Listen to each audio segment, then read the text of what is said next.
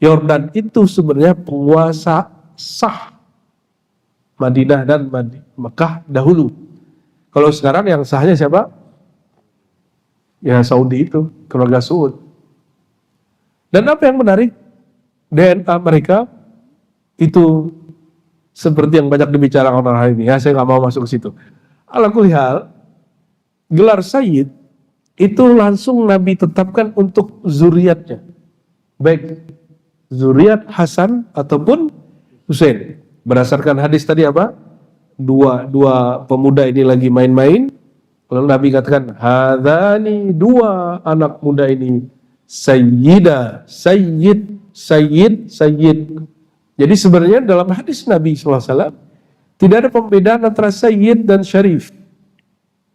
Tapi dalam tradisi kemudian ada yang membedakan antara as-sayyid dengan as-syarif.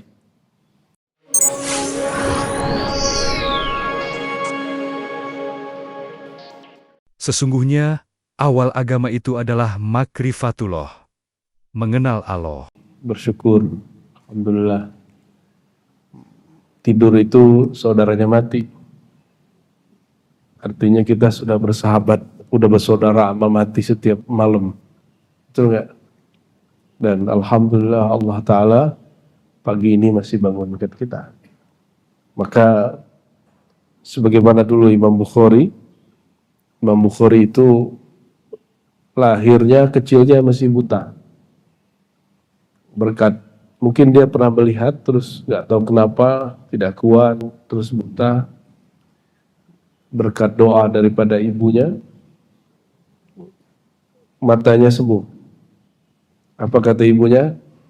Meskipun kamu umur main-main, tapi matamu bukan mata untuk main-main.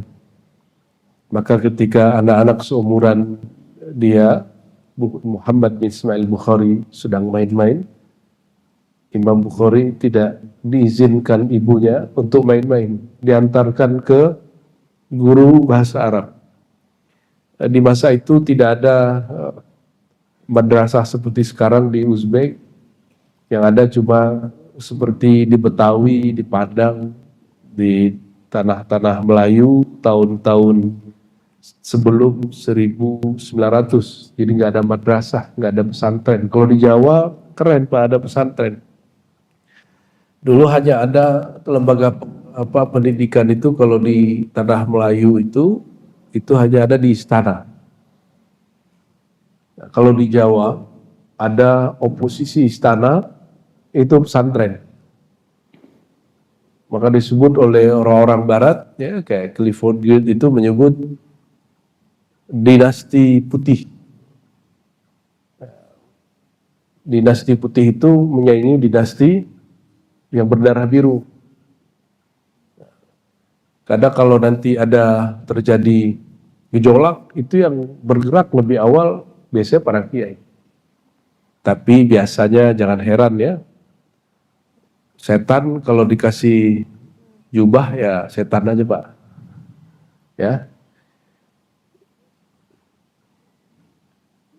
Setan dikasih baju militer ya jadi diktator dia. Dikasih baju menteri jadi koruptor dia. Dikasih baju ustadz, santrinya diembat sama dia. Ya.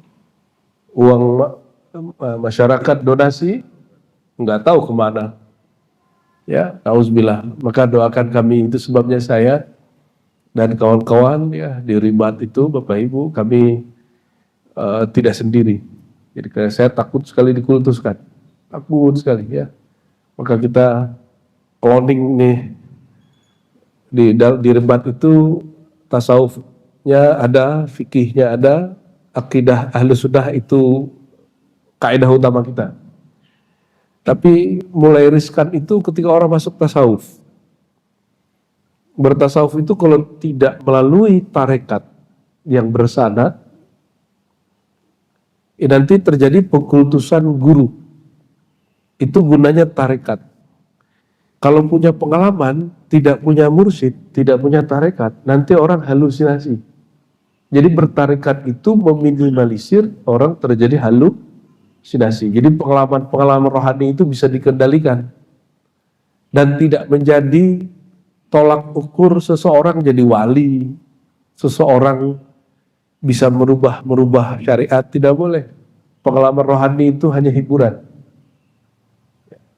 Hanya hiburan. Pengalaman rohani tidak boleh merubah sesuatu yang sifatnya pokok. Ya, ini yang kemudian itu gunanya bertorekoh. Ya, kalau ada orang ngamalin zikir hanya ijazah-ijazah bebas dari, mohon maaf, ustadz yang tidak seorang mursyid, apa yang terjadi? Ya nanti si murid dieksploitasi. Kalau mengalami suatu pengalaman rohani, gurunya nggak bisa kendalikan. Tapi kalau orang tarekat, Bapak, ya, orang bertarekat itu dia punya silsilah. Kalau dia mentok, dia tinggal tawasul, nanti lebih canggih daripada Bapak lihat avatar itu. Avatar itu kan bukan orang tasawuf niru avatar. Ya. Avatar itu kan orang yang bikinnya sudah membandingkan beberapa macam-macam spiritualism di belahan negeri. Aduk. Nah, cuma mereka terjebak pada reinkarnasi. Itu aja problemnya. Di kita tidak ada reinkarnasi. Kembali, inkarnasi masuk kembali. Apa akibat reinkarnasi? Yang terjadi nanti alam ini berputar dan tidak pernah kiamat. Itu bahaya reinkarnasi.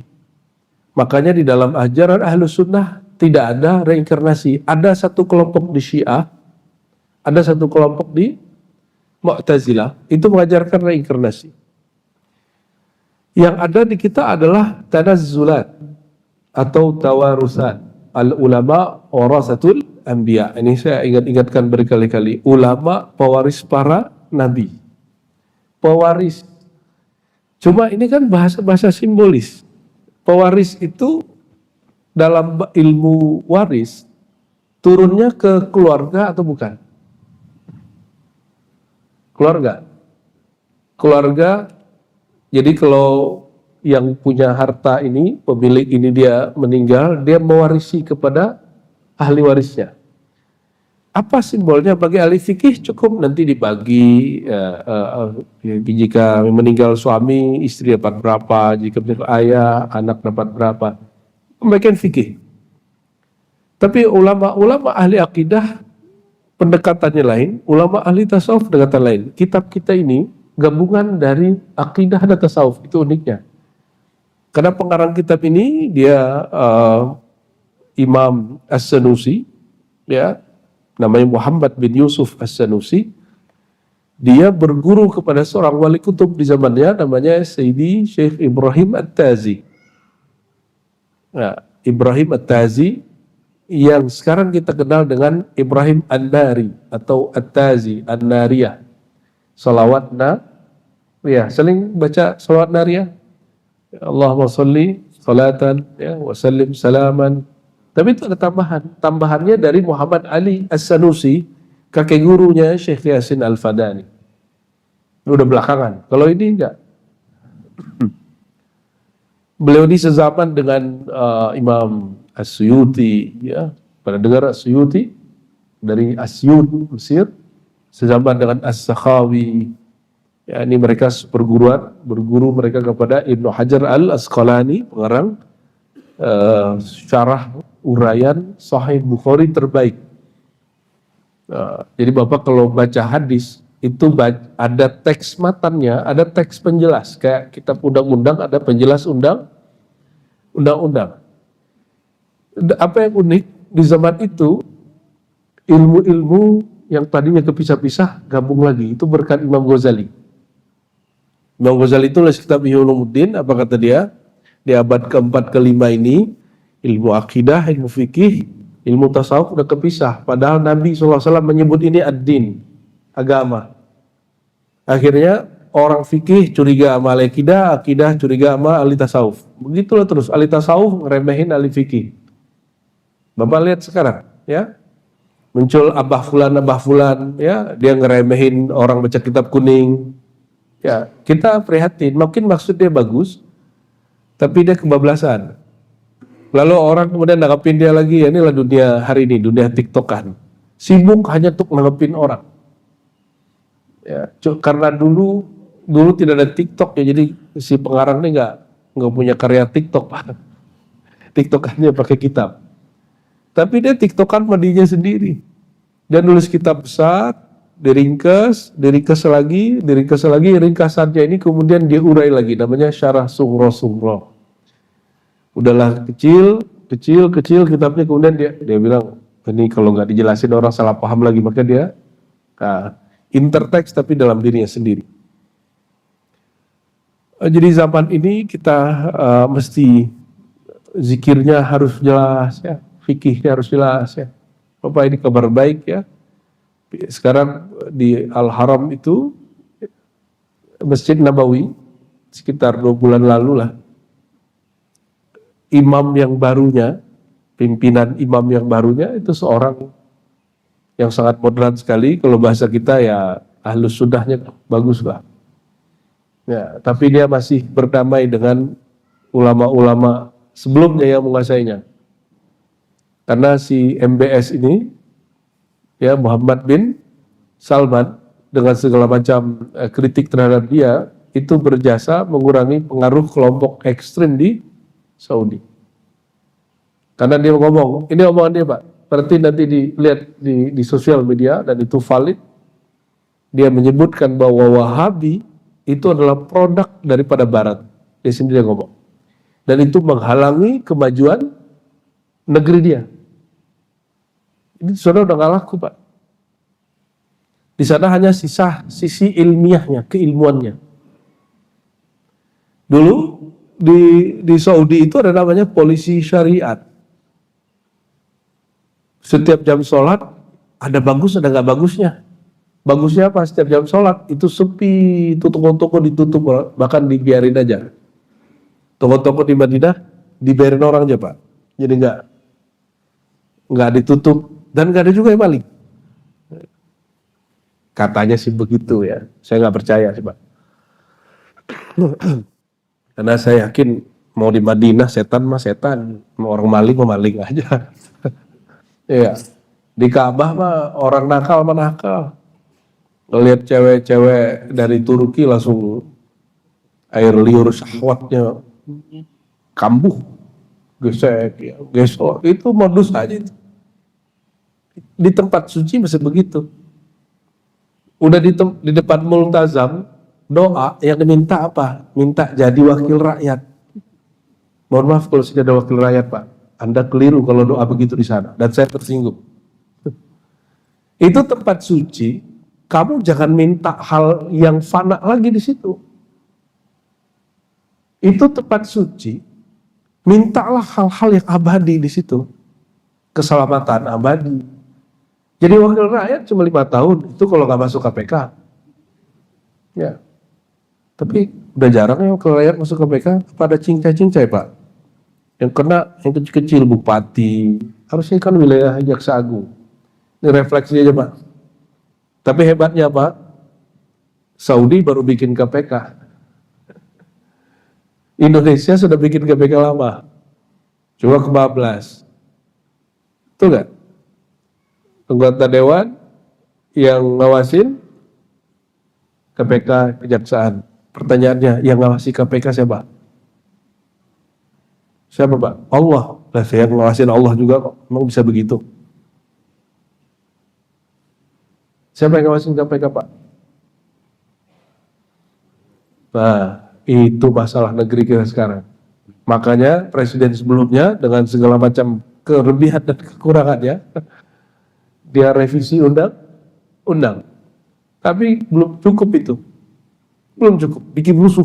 Masih bikin rusuh. Ya, masih tebang pilih. Ya, ini refleksi kita aja. Banyak sebenarnya undang-undang karet menurut kita ya. Orang-orang KPK juga harus menyadari itu.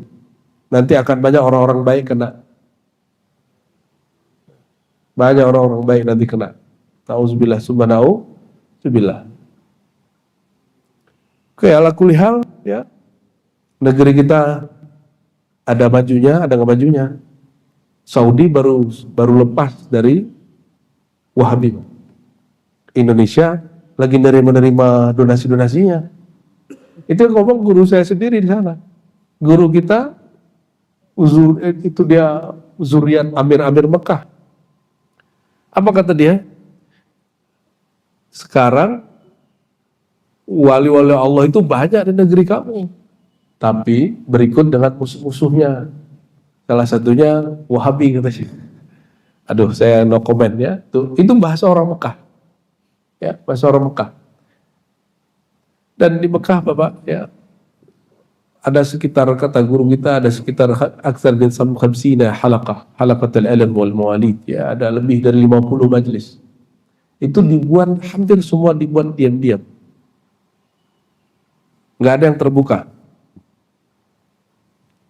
Oh, di kita jangankan pengajian, pesta aja tutup jalan. Apalagi kalau pengajian tutup jalan kayaknya lebih soleh gitu, padahal itu nggak soleh itu Pak. Ya, maka kita menghimbau kalau jalan-jalan umum yang tidak disepakati orang, jangan tutup jalan kalau ada hajatan, baik hajat duniawi ataupun agama. Ya, kecuali orang kampung situ memang sudah sepakat, kita mau bikin hajat besar, kita tutup jalan yuk, tutuplah jalan. Ya. Nah, hal-hal yang kecil-kecil begitu ya. Nah, ala kulli hal nasykurullah ala hadzal bilad ya, kita bersyukur kita ada di negeri ini. Bapak ngumpul-ngumpul di masjid manapun, terus buka kitab, nggak ada orang bubarin, benar nggak? Coba Bapak kumpul 5 orang ya buka kitab di Masjid Nabawi itu, Masjidil Haram, langsung dibubarin Pak, dibubarin. Ya. Kawan-kawan kita masih ngotot bikin majelis di bawah payung, dibubarin, di luar payung dibubarin. Mereka sangat takut melihat orang berkumpul. Itu juga terjadi di kampung Imam Bukhari di Uzbek. Kita punya sahabat di sana waktu kita berziarah, ketemu 2 kali, alhamdulillah ya, ziarah kedua ketemu lagi. Dia ahli baca kitab, ngerti hadis, ngerti Quran, tapi nggak boleh ngajar. Hanya boleh ngajar anak di rumahnya. Itu kampung Imam Bukhari yang kitabnya nomor 2 terkenal setelah Quran. Di sono kitab Sahih Bukhari diajar paling di kampus-kampus tertentu aja. Lebih keren kampus kita Pak di Indonesia. Ya, cuma kampus Indonesia kebablasan kritisi Sahih Bukhari. Ya boleh sih, cuma orang kayak ente kritisi Sahih Bukhari ya lucu aja. Boleh, tapi pantaskan dulu diri kita mengkritisi Imam Al-Bukhari karena dia bukan seorang nabi. Baik, pada pagi ini kita lanjut setelah 2 bulan ya. Nah, 2 bulan, terima kasih, ini waktunya mau digeser ke minggu kedua. Terima kasih Pak Pengurus.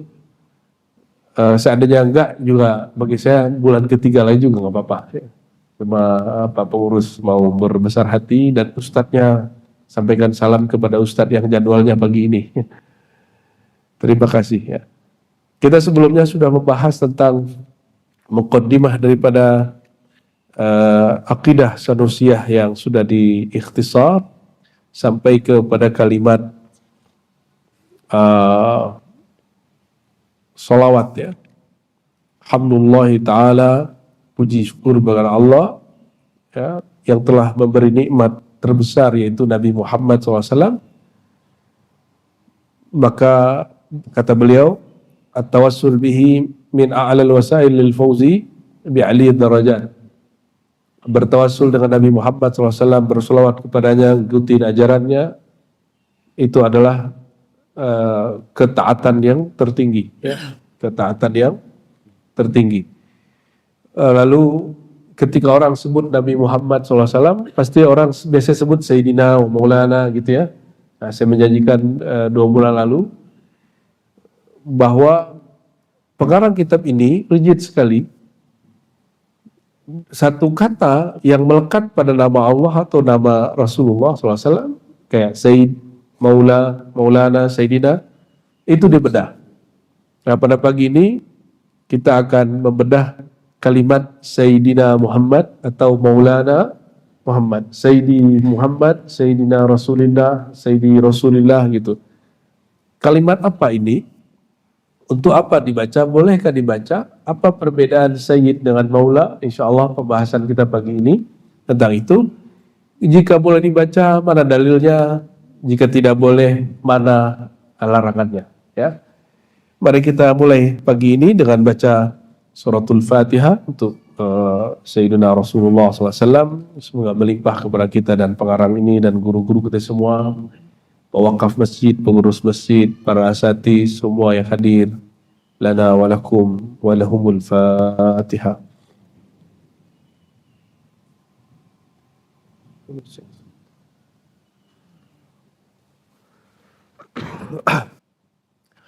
Qala fi farqi baina sayyid wal maula. Ya, perbedaan sayyidina dan maulana.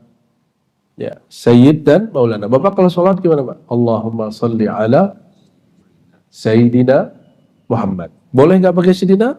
Boleh. Boleh tambah sayyidina wa maulana wa syafi'ina wa habibana kan banyak tuh kalau lagi bulan puasa, Pak ya. Banyak. Ya. Boleh atau tidak? Di Indonesia muncul dua kelompok besar, tapi sebenarnya dua kelompok besar ini dia meringkas mazhab. Satu NU, satu Muhammadiyah. NU mewakili mazhab Syafi'i atau 4 mazhab atau ulama-ulama tradisional. Ini jangan dibayangkan tradisional ini kolot. Tradisional itu maksudnya mempertahankan ngaji manual, bersanad manual, itu tradisional. Ya. Sedangkan Muhammadiyah itu tumbuh bukan di kota santri, tumbuhnya di keraton.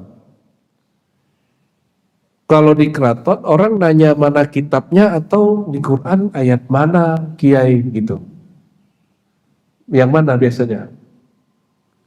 Ya, mana dalilnya, mana kitabnya, itu omongan orang di kampung santri. Tapi kalau di Jogja, sangat sulit kita bayangkan waktu Syekh Ahmad Dahlan atau Muhammad Darwis, dia menyebutkan sesuatu, terus orang nanya, di kitab kuning mana? Ya, di syarah kitab apa? Itu sulit kita membayangkan itu terjadi. Tapi kalau seorang Syekh Hasyim Asy'ari berdakwah di kota santri, di Jombang, di Jawa Timur, di Kediri, terus orang nanya, kamu ngomong begini, adanya rujukannya di kitab apa? Kayak kita di kampus. Kita di kampus nggak ada, Pak, kita ngomong mana ayatnya, jarang. Karena itu terlalu tinggi atau terlalu awam. Dua itu aja. Jadi kalau di kalangan ahli-ahli ilmu langsung merujuk kepada Al-Quran itu nggak sopan. Kita harus merujuk tafsir Quran. Kalau hadis, syarah hadis. Kalau fikih, ada kitab matan fikih, ada syarah fikih. Nggak boleh langsung kalau dalam tradisi ahli agama yang bersanad. Tapi itu ulama. Jadi benarlah ulama kita dulu mengatakan al-mazhab lil ulama. Mazhab itu hanya punya ulama. Orang awam nggak perlu punya mazhab, ikut saja gurunya. Enak tuh jadi orang awam. Kalau saya wajib bermazhab, Pak. Saya wajib punya sanad. Saya wajib dapat ijazah dari guru baru mulai ngajar. Ya, saya nggak boleh ngajar zikir kalau guru saya nggak ngasih izin saya ngajarin zikir. Saya nggak boleh ngajar kitab ini kalau saya nggak dapat ijazah kitab ini. Ini secara keilmuan. Tapi di luar sana ada aja orang yang jadi ustadz tanpa dapat ijazah. Boleh nggak? Ya nggak apa-apa. Tapi tanggung jawabnya sendiri. Ya, silakan tanggung jawab sendiri. Rasulullah SAW itu diperintah Allah bertahun-tahun, Nabi nggak diperintah, Nabi diam, sembunyi. Umur 40 baru dapat izin. Kenapa? Kondisinya begitu dan itu masih banyak orang menentang beliau. Ya. Jadi nggak mudah. Tapi beliau secara pribadi sudah sering ngajar orang. Ya. 40 berdakwah, itulah dalil berijazah. Rasulullah SAW ya dapat ijazah juga dari Allah. Maka kalimatnya ya, engkau mengajak orang kepada Allah biizni, dengan izinnya. Nah, di surat Al-Ahzab itu ya. Baik.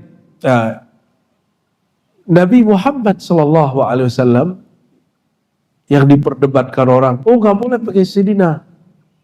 Sayyid itu Allah. Ada hadisnya? Ada, tapi hadisnya syaz. Apa makna syaz? Syaz itu hadis yang zahirnya bagus, tapi bertentangan dengan hadis yang lebih bagus. Itu namanya syaz. Rawinya terpercaya, tapi menyalahi orang yang lebih hebat dari dia.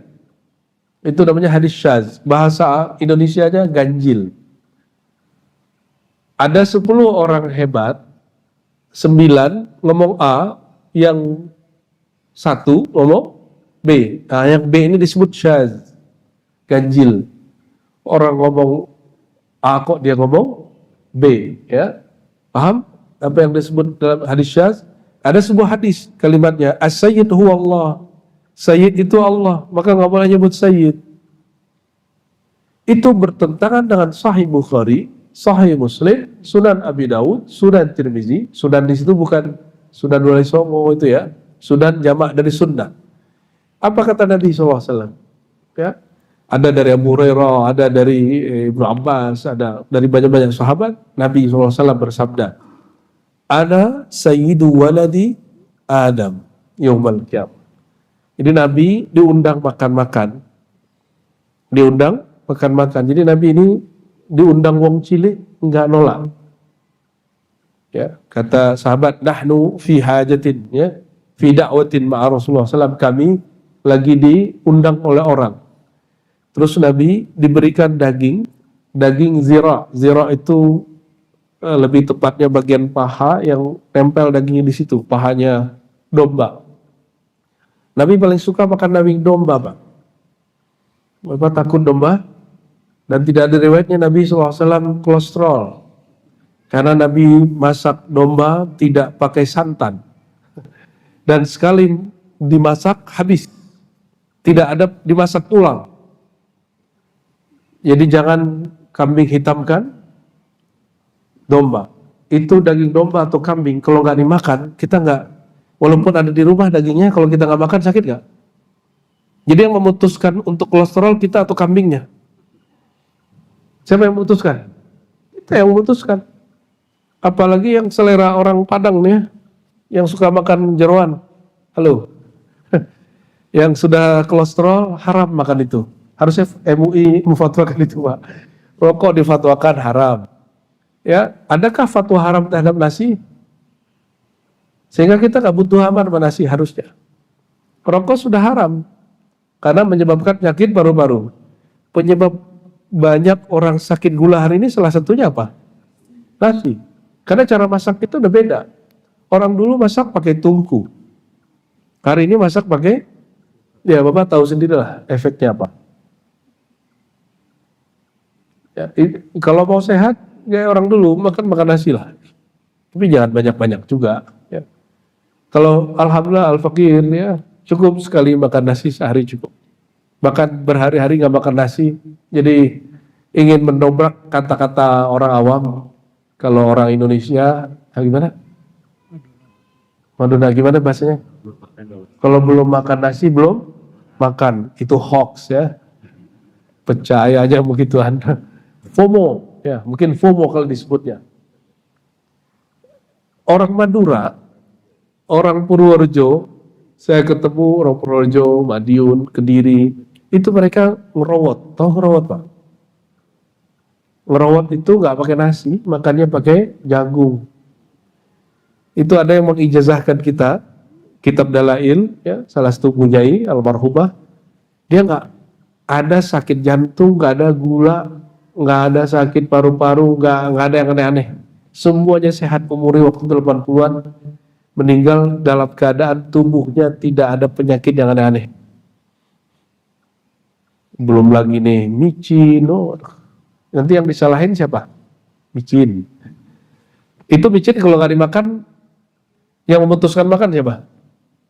Kita yang memutuskan makan. Jadi, tapi manusia itu punya karakter menyalahkan sesuatu objek selain dirinya.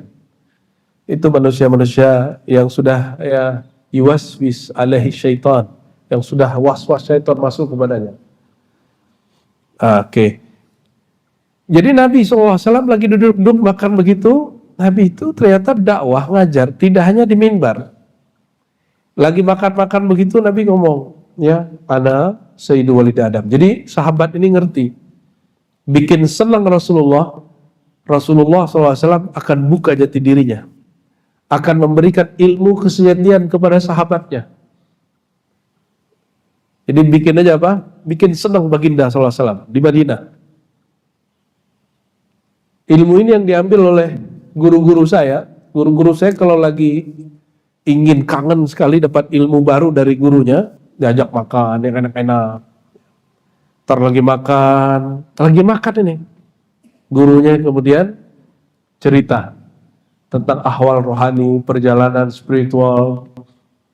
Itu yang ditunggu-tunggu mereka. Kalau di mimbar ada batasnya, di majelis ada batasnya. Ya. Lalu beliau mengatakan, ana sayyidu waladi Adam yaumil qiyamah. Aku adalah sayyid manusia, waladi Adam, anak keturunan Adam, yaumil qiyamah. Wala fakhar, bukan sombong. Jadi bolehkah bercerita tentang nikmat, tapi tidak sombong? Boleh Pak, Bapak orang sukses, Bapak boleh cerita, jadi motivator gak apa-apa. Ya, Bapak cerita sukses belajar, sukses politik, sukses bisnis, sukses karir, silakan. Sukses rumah tangga, silakan. Silakan cerita. Itu namanya tahaddus bin nikmah. Dan nikmat terbesar kita adalah Sayyidina Muhammad SAW. Maka di matan kitab ini, teks matan ini disebutkan, Hamdulillahi ta'ala ala ni'matin Nabi SAW. Segala puji ya, terpulang kembali kepada Allah sebagai tanda syukur kita atas nikmat paling besar, yaitu nikmat adanya Sayyidina Muhammad SAW. Maka kita setiap hari harus ngomong ini Pak, Alhamdulillahilladzi ja'alani min ummati Muhammad SAW. Terima kasih ya Allah yang telah jadikan aku umat Nabi Muhammad Sallallahu Alaihi Wasallam. Bapak kan nggak mesti dulu kayak Bani Israel ya. Bani Israel sulit urusan mereka. Maka kalau orang Israel sekarang kayak genetik, mereka nganggap agama itu susah atau apa, wallahu alam ya. Kita nggak benci suatu bangsa kecuali bangsa yang jahat. Kita nggak benci satu ras kecuali ras yang jahat. Ya. Nah, Sayyidina Muhammad SAW mengatakan, apapun suku bangsanya, akulah sayyidnya. Apa makna sayyid di situ? Lalu beliau bercerita tentang makna sayyid di situ, bahwa seluruh bangsa, suku, generasi, bahkan para nabi mengadukan nasibnya kepada beliau. Itulah makna as-sayyid. Orang tempat mengadukan nasib. Itu makna as-sayyid, sayyidi, sayyiduna. Kalimat sayyid ini melekat pada Nabi Yuna Muhammad SAW, ya, dan zuriatnya. Beliau ngasih nama gelar ya kepada Hasan Hussein. Hasan Hussein lagi main-main, belum beramal, masih main-main, belum balik. Apa kata beliau? Hadani sayyidani syababil jannah. Ini adalah penghulu sayyidah syababil jannah. Ya, Sayyidah asalnya Sayyidani, dua pemimpin, dua orang pemuda yang para pemuda nanti mengadukan nasib kepada dia. Itu makna Sayyidnya. Syababil Jannah, tapi pemuda-pemuda surga. Ini bukan hadis Syiah, ini hadis Ahlus Sunnah. Nabi menyebut Sayyid kepada cucunya, siapa? Ya, makanya zuriat Rasulullah itu berhak dapat satu gelar SYD, Sayyid. Kalau di Malaysia, Singapura, Brunei itu pakai SYD, Sayyid. Ya, ada satu guru kita di Brunei, orang Singapura aslinya, namanya Sayyid Muslih, ya, Muhsin, Sayyid Muhsin Al-Kaf. Tapi di Indonesia ini lagi rame ya, masih rame nggak? Saya nggak tahu amat. Ini masih rame nggak urusan habaib dan anti habaib? Terserah mau pro fulan dan pro anti fulan, itu urusan Bapak ya, karena tidak ada rukun iman namanya percaya kepada habaib atau iman menolak habaib, itu nggak ada. Yang ada menghormati keluarga Rasulullah SAW jika terbukti.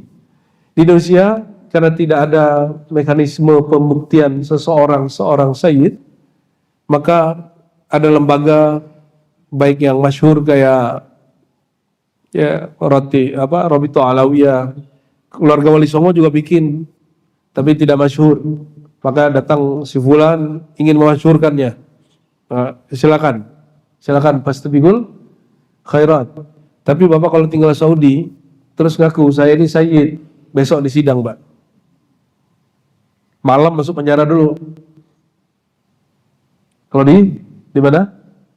Ya karena kerajaan Arab ini sensitif kalau ada syarif. Bapak kalau ngerti sejarahnya, itu kerajaan Saudi untuk menjadi kerajaan besar, dia menaklukkan dinasti Hasyimiyah yang menguasai Hijaz. Hijaz itu daerah Mekah dan Madinah. Itu bertahun-tahun kalah, baru kemudian pindah ke Yordan. Yordan itu sebenarnya penguasa sah Madinah dan Mekah dahulu. Kalau sekarang yang sahnya siapa? Ya Saudi itu, keluarga Saud. Dan apa yang menarik, DNA mereka itu seperti yang banyak dibicarakan orang hari ini. Ya, saya nggak mau masuk ke situ. Ala kulli hal, gelar Sayyid itu langsung Nabi tetapkan untuk zuriatnya, baik zuriat Hasan ataupun Husain. Berdasarkan hadis tadi apa? Dua pemuda ini lagi main-main, lalu Nabi katakan, hadani, dua anak muda ini sayyida, sayyid. Jadi sebenarnya dalam hadis Nabi SAW tidak ada pembedaan antara sayyid dan syarif. Tapi dalam tradisi kemudian ada yang membedakan antara as-sayyid dengan as-syarif. Ada yang mengatakan kalau as-syarif berarti dia jadi raja, keturunan raja, sayyid yang terraja. Ya, tapi umum aja. As-syarif identik dengan Hasani, as-sayyid, al-habib identik dengan Husain. Tapi sebenarnya itu tidak ada. Kaidah itu tidak berlaku. Ya. Contoh, Syekh Ahmad Khatib Al-Minangkabawi. Ya, dia nulis tentang biografi dirinya. Lalu dia menyebutkan kritiknya terhadap Mufti Batavia. Siapa Mufti Batavia waktu itu? Al-Habib, As-Sayyid, Utsman. Habib Utsman Al-Batawi. Tapi perhatikan, beliau tidak menolak nasabnya Habib Utsman. Beliau hanya mempertanyakan kenapa Habib Utsman ya mengkritisi kami dan pro kepada Belanda gitu aja. Ya dulu kan wilayah Belanda kan Sunda Kelapa, Pak. Sampingnya Banten udah beda lagi. Ya, dulu Portugal masuk, Inggris masuk, Prancis masuk, bebas lagi, Kesultanan Banten utuh lagi begitu. Jadi di sini muftinya mau apa, di Batavia mau apa. Saya pernah ziarah dan meresmikan salah satu cagar budaya di daerah Riau. Itu Indragiri. Indragiri muftinya ada yang sayyid, ada yang tidak sayyid. Dan fatwanya beda dengan yang ada di Pulau Jawa. Jadi mereka tergantung lagi di negara mana. Dan jangan bayangkan dulu ada Indonesia. Dulu masih ada kesultanan kerajaan. Orang-orang yang kemudian menjelek-jelekkan Habib Utsman hari ini, ya, mereka konteks pikiran dia adalah Indonesia. Padahal Indonesia belum ada. Yang ada baru Kerajaan Banten, Kesultanan Banten, Kesultanan Cirebon, Kesultanan, belum ada Indonesia. Nah, ada Habib, ada Syekh tinggal di Batavia. Ya mereka bela Batavia. Kita memaklumi itu walaupun kita nggak suka. Ya, kita memaklumi itu walaupun kita tidak suka. Wajar dia cari aman. Kenapa? Sekarang coba tinggal di Saudi, pasti walaupun di belakang ngomongin pemerintah, di depan coba kritik pemerintah, Pak. Belum turun mimbar sudah ditangkap orang. Ya, di Misfalah itu dulu ada masjid tahun 2017-18, Saudi membatalkan fatwa melarang perempuan nyetir. Ini ibu ada yang nyetir ke sini, Dulu nggak boleh nyetir perempuan. Itu si Syekh mengkritisi fatwa itu. Lagi khotbah Jumat, lagi khotbah diturunin masker. Intel-intel itu banyak Pak. Lebih parah dari zaman Soeharto dulu. Zaman Soeharto dulu selesai dulu khotbahnya. Baru diambil. Kalau ini belum turun sudah diambil. Tuh, tinggal pilih Pak. Muja-muja negara sana apa muja negara sini. Ya. Bapak dengar nggak ada berita demo di Saudi? Ya ada. Demo itu yang bebas ya di sini. Tapi orang bersyukur nggak atas kebebasan ini?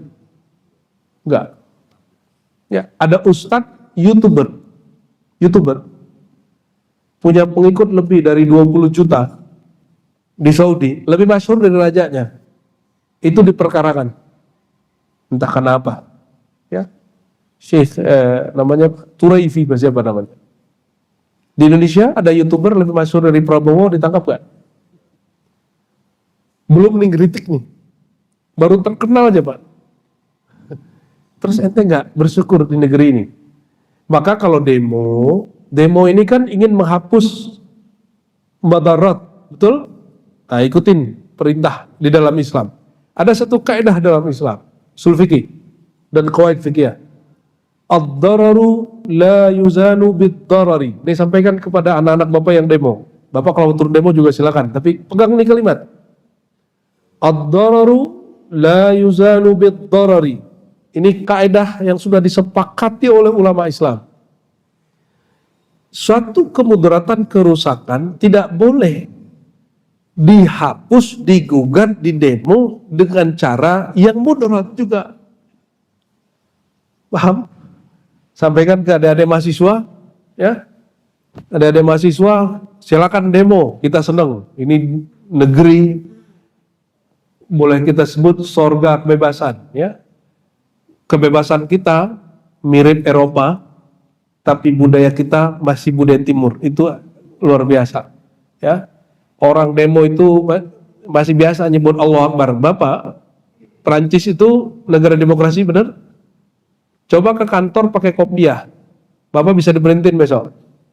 Kok kopiah hitam, kopiah putih. Karena di sana ada namanya apa bahasa Perancis, Bapak yang bisa bahasa Perancis, la cité, ya. La cité itu at-tafriq bain ad-din wa daulah.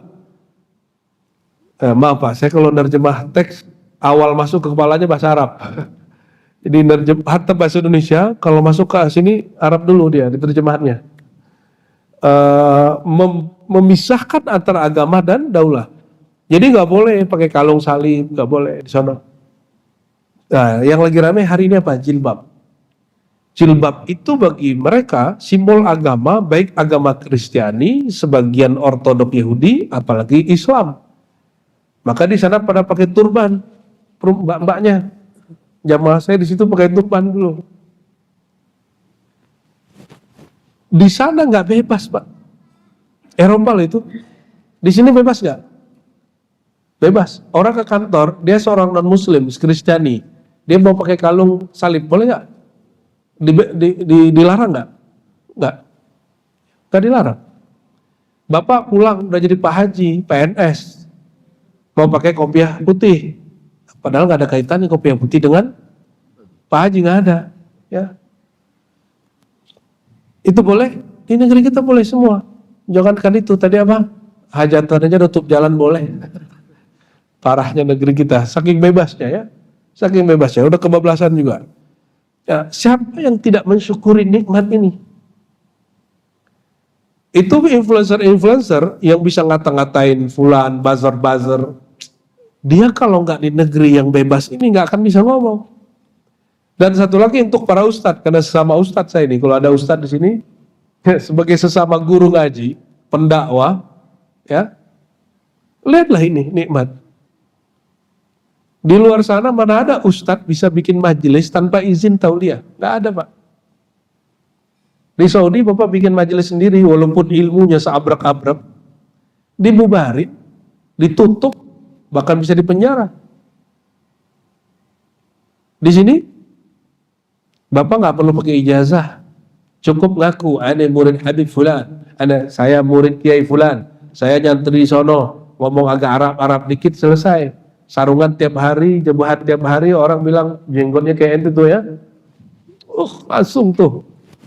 Langsung diustadkan orang kemana-mana. Gampang. Atau jalan pintas, bapak ngaku mualaf. Ya, nanti jadi ustadz di masjid. Gampang sekali.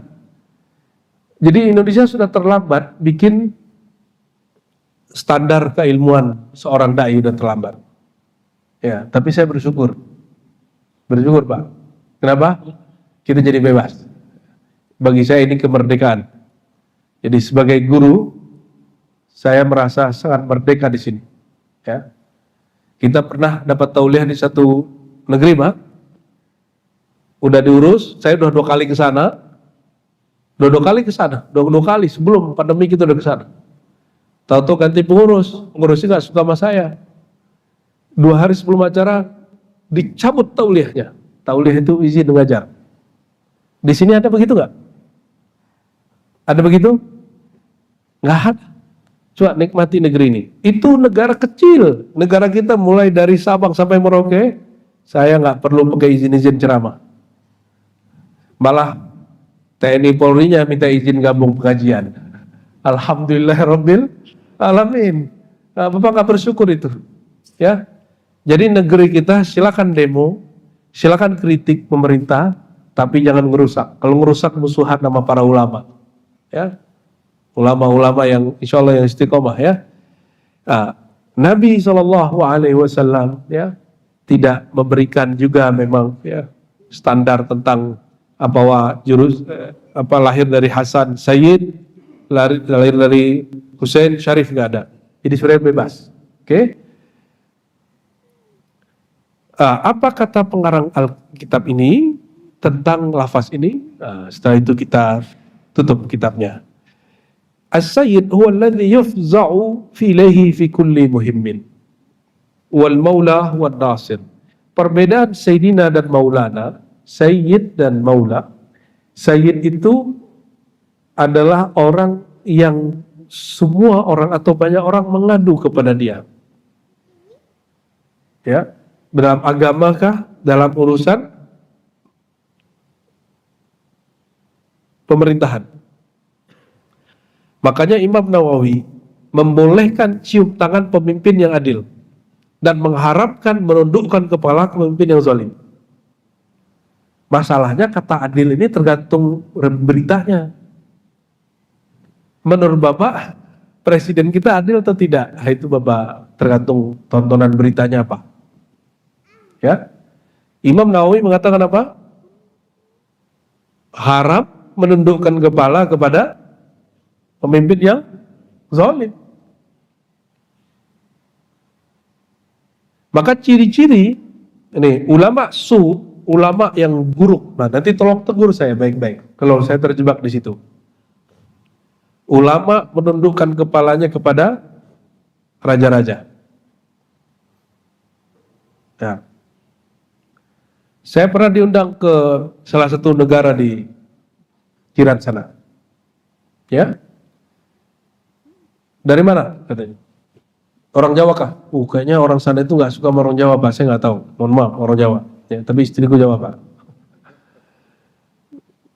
Dia remehkan kita karena wajah saya masih muda, muka tirus, jenggot nggak panjang, nggak ada hitam juga, nggak pakai sorban yang tebal-tebal. Saya cuma pakai kopiah hitam begitu, tapi pakai gamis.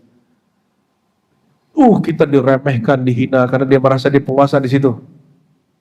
Ya, ngomong pakai yuyu. Masa sama guru ngaji mau pakai yuyu kan? Walaupun bahasa Inggris oke. Maka kita bingung, dia orang Melayu apa dia orang hasil jajahan Inggris gitu. Ya, apa katanya? Yuk siapa lu? Mending lulu gua gitu, jelas kan? Ini kita diyuyuin gitu terus ngomongin kasar ya, saya masih ingat sekali. Wah, ini orang harus dikerjain. Jangan ngaku orang Jawa. Ngaku saja saya tetangga Buya Hamka. Dan saya nggak bohong, Pak. Ya, kakek saya dari ibu orang Agam itu kabupaten tempatnya Buya Hamka. Cuma agak jauh tetangganya, beliau di Maninjau, kakek saya di Ngaresiano, yang Bukit Tinggi, jam gadang, Bapak kalau jalan dikit lagi itu namanya Ngarai Siano. Saya dari situ kakeknya, dari ibu. Jadi pas itu, oh Buya Hamka, langsung berubah ngomongnya, nggak pakai yuyu lagi, pakai tuan. Ya, ada apa kalian ini ya? Kenapa rasis sekali? Tapi besok masih diundang lagi Pak, saya sampai 2 kali. Ya, jadi kita emang saya pun juga nggak respect. Jadi mohon maaf, saya kalau ketemu raja-raja itu saya biasa aja. Ya, dalam hati, kamu belum tentu juga raja di akhirat. Ya. Kalau mohon maaf, kalau sekarang pejabat datang, saya dalam hati sederhana aja Pak. Anda paling cuma jabat 5 tahun, kalau belum ditangkap KPK, ya, kalau nggak berurusan dengan jaksa, nggak sombong, ya, sering-seringnya minta doa sama guru, biar selamat. Betul nggak? Itu orang di negara demokrasi lebih sulit orang mensayid-sayidkan dirinya. Tapi di negara monarki itu sangat mudah sekali, ya. As-Sayyid, bolehkah menyebut Sayyid Ar-Rais seperti di Mesir? Ulama-ulama kita sering menyebut As-Sisi itu As-Sayyid Ar-Rais. Ternyata kata Sayyid sudah turun makna. Di zaman kitab ini ditulis As-Sayyid, tempat orang mengadukan harapan. Kalau di Mesir, Sidi itu ketemu orang baru, Sidi, Tuan, gitu. Kalau bahasa Melayunya apa? Tuan. Jadi enggak Sayyid seperti makna yang dahulu lagi. Ya. Kalau begitu, maka boleh menyebut orang berjumpa ganti kata dari Pak atau Tuan jadi Sayyid. Jadi kalau ada orang mensayid-sayidkan orang hari ini, Syekh hari ini, itu bukan berarti Sayyid dalam pengertian kitab ini. Bapak kalau ke Saudi, ketemu orang di taksi, belum kenal apa-apa juga dipanggil Habibi. Ibu-ibu jangan panggil sopir Habibi ya, nanti cemburu lakinya ntar. Ya, lakinya nggak pernah seumur-umur dipanggil Habibi. Giliran ketemu sopir Arab, Habibi. Jangan begitu. Ya, Habibi, kekasihku gitu. Taib. Lalu apa bedanya Maula dengan Sayyid? Maula berarti An-Nasir. Maula satu akar kata dengan wali dan walaya. Wali dan walaya. Maka wali itu artinya penolong. Allahu waliyul ladzina amanu. Di Quran, Allah penolong orang beriman. Wali Allah, orang yang mendapat pertolongan Allah. Atau wali Allah, orang yang diizinkan menolong dengan izin Allah, seperti kalam Imam Rifai. Ya, Imam Rifai menyebutkan bahwa kekasih Allah diizinkan memberi syafaat bantuan dengan izin Allah Subhanahu wa taala. Dalam hal ini kata beliau, As-Sayyid al-Mutlaq di kalangan makhluk hanya berhak dimiliki oleh Nabi Muhammad SAW. Kenapa? Satu, ya, ini sebagai penutup, mafza'uhum wa nasirhum fil akhirah. Nabi Muhammad SAW di saat tidak ada nanti bantuan, beliau yang bantu. Di saat tidak ada di tempat mengadu, beliau tempat semua Nabi ngadu. Jadi jangankan Bapak, Nabi Adamnya ngadu Pak ke beliau. Kata Nabi Adam, ketika umat manusia datang, bantulah kami wahai ayahanda Adam. Apa kata beliau? Loh, kalian salah alamat. Saya pun penyebab kalian terusir dari sorga. Maka carilah Nabi setelahku. Carilah Nuh.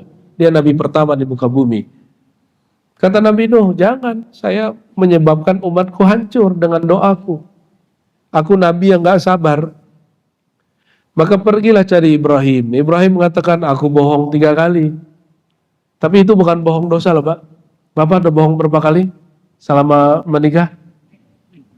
Ibu sudah pernah bohong? Atau sering bohong? Ya, orang-orang kayak kita ini gaya-gaya mau kasih syafaat. Ya, nggak mungkin. Nggak mungkin. Terus ke siapa kita minta syafaat? Kata Nabi-Nabi ini, hatta Nabi Isa yang nggak punya dosa, bahkan belum sempat menikah. Kata beliau, carilah Muhammad SAW. Jadi semua nabi, 124.000 nabi mengatakan carilah Muhammad. Itulah mana as-sayyid maula. Sayyid tempat mengadu, maula yang menolong. Maka Nabi SAW nanti sujud dalam mengatakan aku diilhami beberapa pujian-pujian, lalu Allah mengatakan angkat kepalamu hai Muhammad, isfa'tu syafa'. Ya, berilah syafaat, engkau dapat izin memberi syafaat. Maka di hadis Tirmizi sebagai ikhtitam beliau mengatakan ana awwalu syafi'in musyaffa'in. Akulah yang pertama aku yang pertama yang memberi syafaat dan dapat izin memberi syafaat. Itulah makna ada awal, ada sayyid. Jadi boleh nyebut Nabi al-awwal, as-sayyid, al-maula, ya Sayyidina Maulana Muhammad. Dan perlu saya garis bawahi, ini berlaku di dalam solat dan di luar solat. Tidak ada dalil satupun yang sahih yang membedakan bahwa Sayyidina tidak boleh dalam solat. Tidak ada satupun dalil yang sahih. Ya, maka kalau di dalam solat baca Sayyidina, baca, enggak baca juga boleh. Perdebatannya jangan saklek. Di dunia ini agama kita sangat luas, teksnya sangat banyak. Kita doa dengan doa yang beliau baca, nasallallahu ayyahaba lana nasiban wafiran minan nafi bi siyadatihi wa jahil azam dunia wa ukhra. Kita bermohon kepada Allah, semoga Allah menghadiahkan kita semua nasiban wafira, hak, ya, bagian yang cukup, yang bermanfaat di dunia dan akhirat berkat siyadatihi, sayyidnya Nabi Muhammad, jahihi, tuah Nabi Muhammad, al-azam yang sangat agung. Ini dalil bahwa boleh bertawassul kepada Rasulullah SAW, dan insyaAllah doa kita lebih mustajab. Allahumma amin. Al-Fatihah.